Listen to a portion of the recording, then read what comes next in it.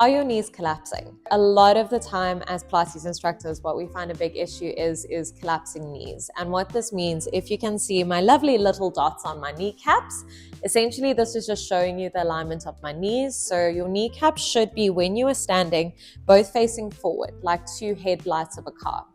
A lot of the time what happens though is if you have weakness at the hips or at the ankles, it's going to cause the knees to have a knock-on effect, because the knees are quite a stable joint, whereas your ankles and hips are much more mobile. So a lot of the time, if there's something wrong at the knees, more than often that's coming from bottom or top. What you'll see when you have collapsing knees is one of two things. Either you have what we call knee valgus, which is essentially, the layman's term is knock knees. So that's when your knees collapse inwards and you kind of get like this knock knee effect.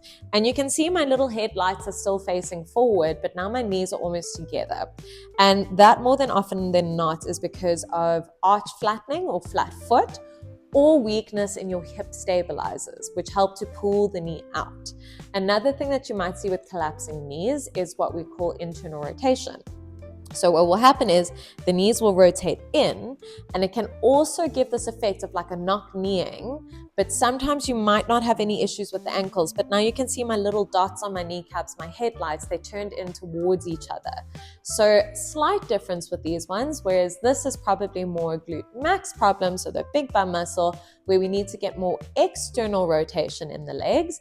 And also your adductors here are really, really tight and weak because now they're always getting into this like compressed position. So we need to strengthen the muscles on the outside of the body.